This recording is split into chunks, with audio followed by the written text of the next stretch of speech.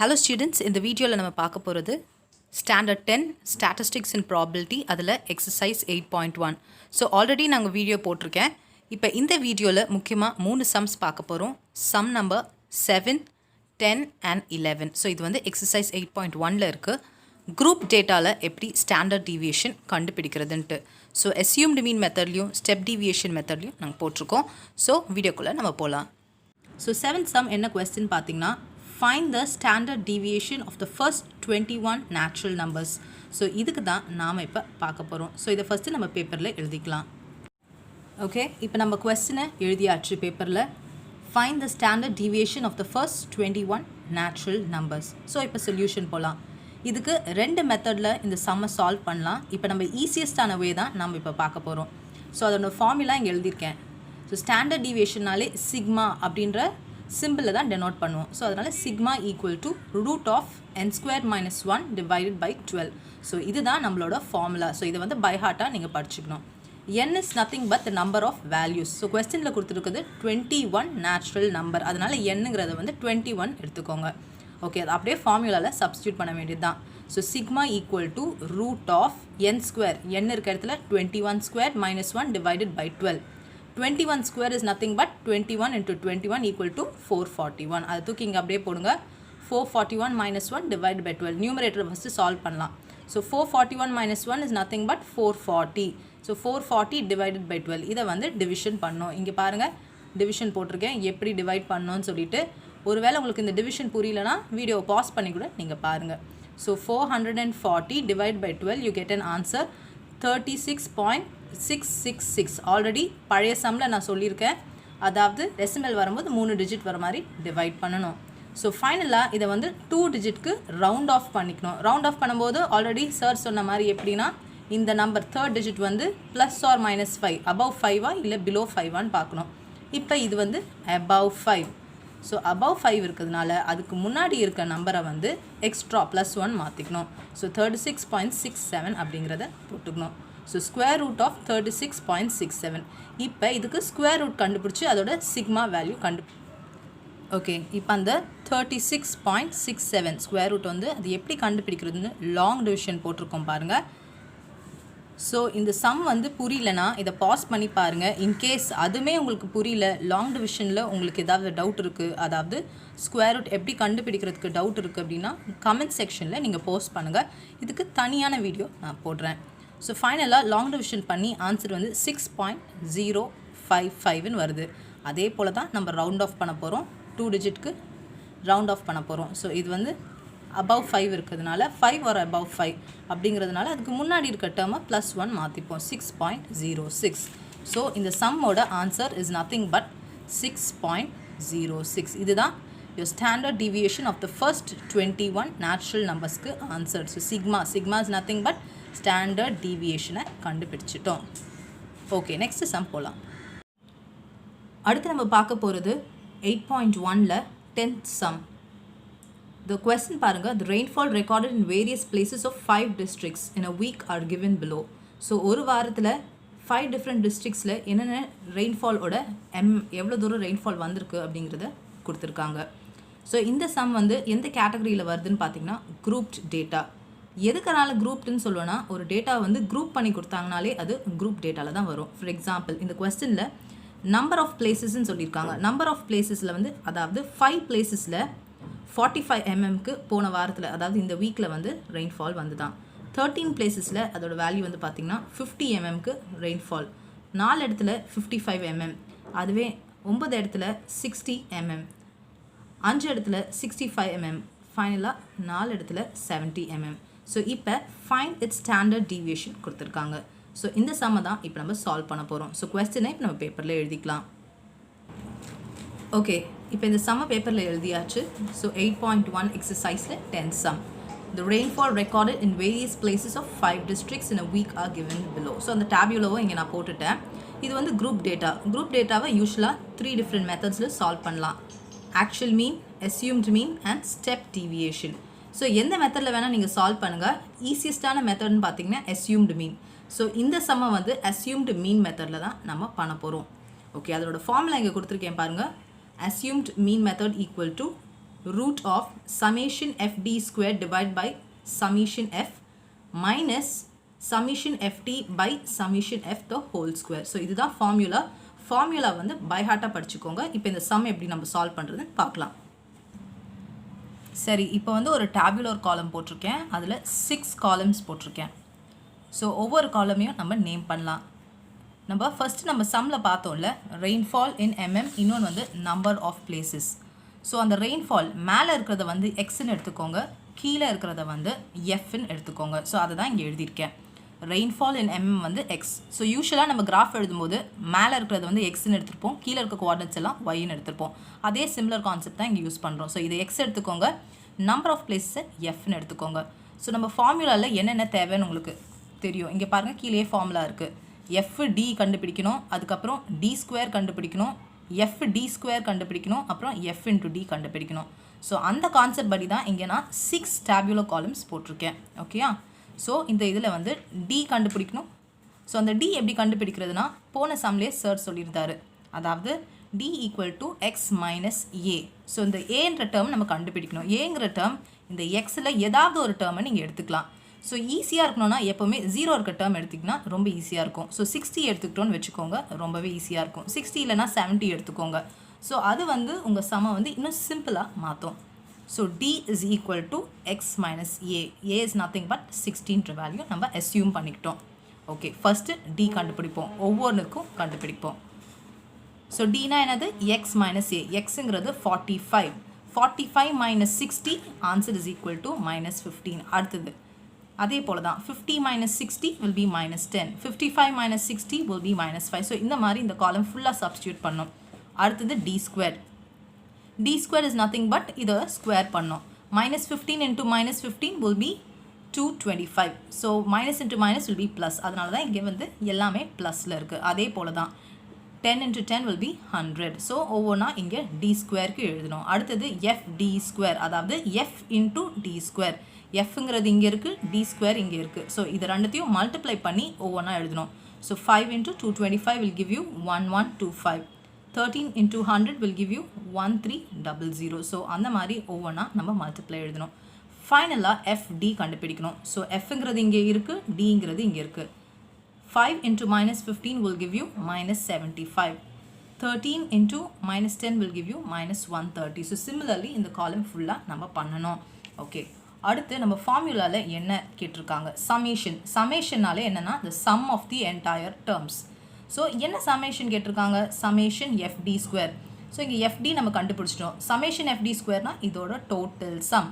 So இது எல்லாத்தையும் add பண்ணி கீழே வந்து கொடுத்துருக்காங்க. 3050 தான் சமேஷன் எஃப்டி ஸ்கொயர்.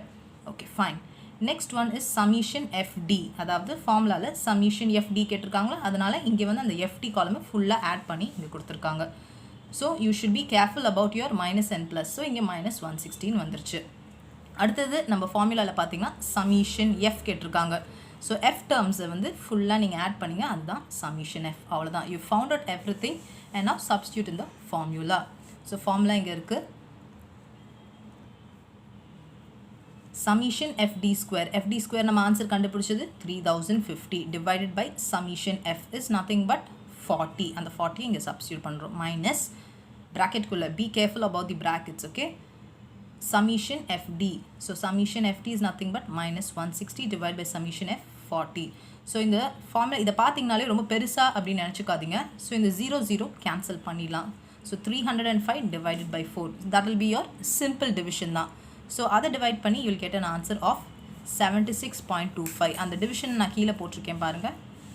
இந்த மாதிரி பண்ணிங்கன்னா 76.25 ஆன்சர் வரும். அதுதான் இங்கே போட்டிருக்கேன்.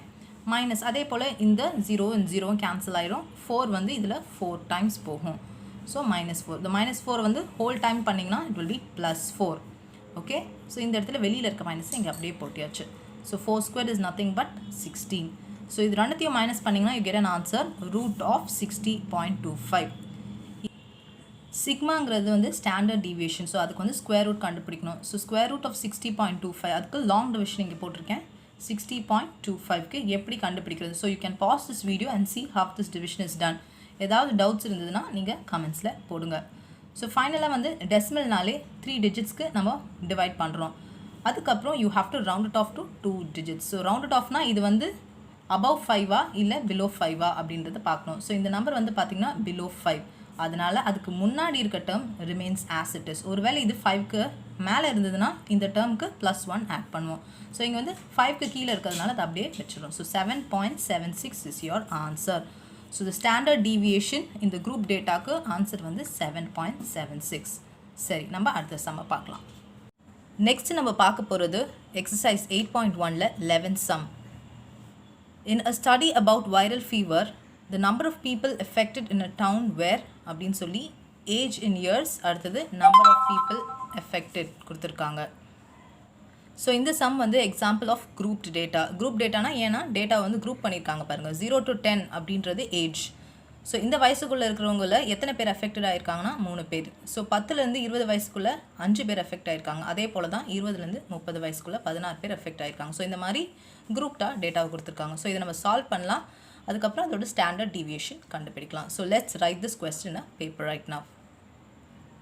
சரி, ஓகே. இப்போ நம்ம கொஸ்டினை வந்து இங்கே பேப்பரில் எழுதியாச்சு. In study about viral fever the number of people affected in a town where.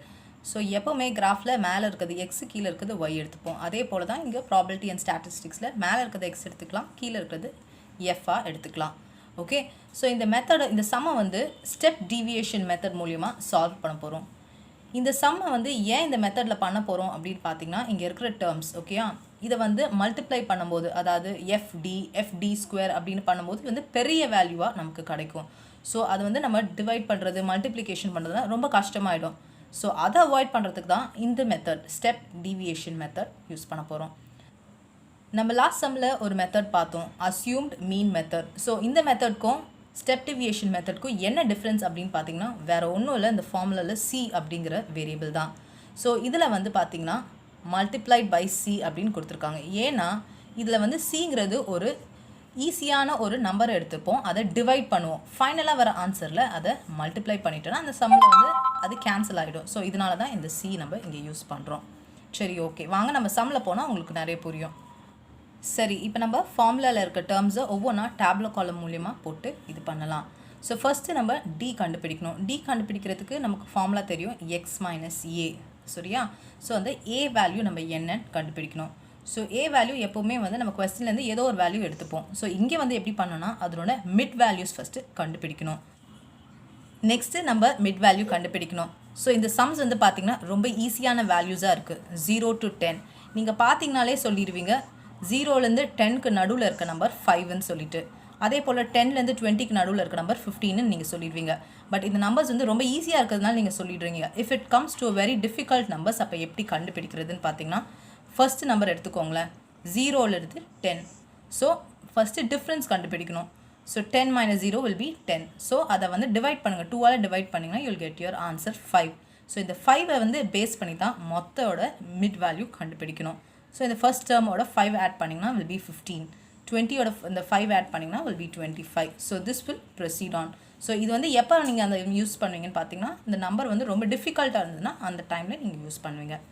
So mid value கண்டுபிடிச்சாச்சு. இந்த மிட் வேல்யூலேருந்து ஏதாவது ஒரு வேல்யூ நம்ம எடுத்துக்கலாம், ஈஸியாக இருக்க வேல்யூ எடுத்துக்கலாம். ஸோ இதை வந்து ஏஆ நம்ம எடுத்துக்கலாம். ஸோ ஏ வந்து நான் இங்கே அஸ்யூம் பண்ணியிருக்கேன், it's going to be 35. So இதை வச்சு தான் நம்ம சால்வ் பண்ண போகிறோம். ஸோ இதை எஃப்பாக கொடுத்தாச்சு, கொஸ்டினில் இருக்கிற எஃப்பை நம்ம இங்கே எழுதியாச்சு.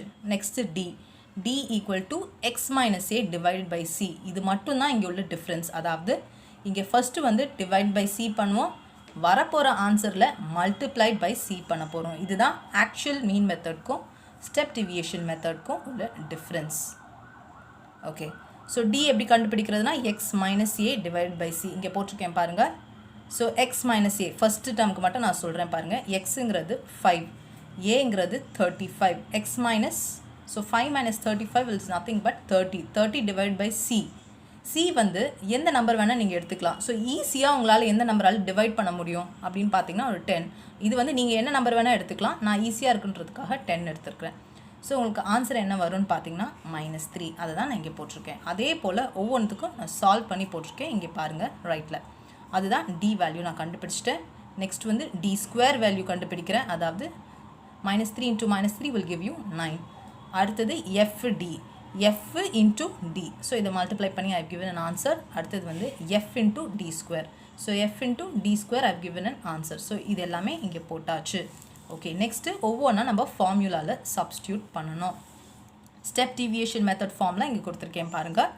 ஸோ சிக்மா அதாவது SD equal to root of summation fd square divided by summation f minus summation fd divided by summation f the whole square into c. அந்த ஸ்கொயர் ரூட் வந்து இதோட நின்னும் cக்கு வரக்கூடாது. be sure of it. Okay, இதை நம்ம இப்போ substitute பண்ணலாம். Okay fine. So summation fd square, fd நம்ம கண்டுபிடிச்சோல்ல, அந்த fd ஸ்கொயர் இந்த வேல்யூ அதோட சமீஷன் வேல்யூ எடுத்துக்கணும். அதே போல் fd. ஸோ எல்லாத்தையுமே அப்படியே ஃபார்முலாவில் சப்ஸ்டியூட் பண்ணுங்கள். ஸோ fd ஸ்கொயரோட ஆன்சர் என்னென்னா 139 டிவைட் பை சமீஷன் f. எஃபோட சமீஷன் அடிஷன் தான் இது. ஸோ 65 மைனஸ் இங்கே fd 3 divided by 65 the whole square. So ஒவ்வொன்றா substitute பண்ணுங்க. 139 divided by 65 you get an answer 2.138. டெசிமல்ஸ்னாலே 3 digits வரைக்கும் நீங்கள் பண்ணணும். அதுக்கப்புறம் அது round off to 2. ஸோ இது வந்து above 5 இருக்கிறதுனால இதை வந்து ஒரு நம்பர் ஆட் பண்ணிக்கிறோம். ஸோ 2.14 மைனஸ் அதே போல் இங்கே 3 divided by 65 பண்ணுங்கள். you will get an answer. Next வந்து அதை வந்து நீங்கள் வந்து ஸ்கொயர் பண்ணுங்கள். ஸோ 2.14 into 0.0025 மைனஸ் பண்ணிங்கன்னா you will get an answer 2.1375 into 10. அதே போல் தான் இதை வந்து 3 டிஜிட்ஸ்க்கு நம்ம டெசிமல் கண்டுபிடிச்சிருக்கோம். இதை வந்து 2 டிஜிட்ஸ்க்கு ரவுண்ட் ஆஃப் பண்ணி 2.14. ஸோ இந்த ஸ்கொயர் ரூட் ஆஃப் 2.14 கண்டுபிடிக்கணும். So I have given in the right hand side how to find that. இது பாருங்கள், பாஸ் பண்ணி வேணால் வீடியோ பார்த்துக்கோங்க. And finally you get an answer of 1.46. இப்போ தான் இந்த 10 தூக்கி இங்கே போடணும். ஏன்னா அங்கே நம்ம டிவைட் பண்ண 10 இங்கே திருப்பி மல்டிப்ளை பண்ணுறோம். So 1.46 into 10 will give you 14.6. இது எப்படி கண்டுபிடிப்பீங்கன்னா 1.46 வந்து 0. ஓகே, ஸோ இந்த இடத்துல இந்த ஒரு புள்ளி தள்ளி ஒரு டிஜிட் தள்ளி புள்ளி இருக்குது. ஸோ அதை தான் இங்கே கொடுத்துருக்காங்க 14.6. So your standard deviation is equal to 14.6. One more thing is that when you use standard deviation, sigma equal to போடக்கூடாது, sigma approximately equal to அப்படின்னு சொல்லி போடணும். So this is again also very important from your exam point of view. So இந்த வீடியோவில் நம்ம 3 some பார்த்துருக்கோம். அடுத்த வீடியோவில் அடுத்த சம்ஸ் பார்க்கலாம். If you have any doubts, please post your comments below. Thank you.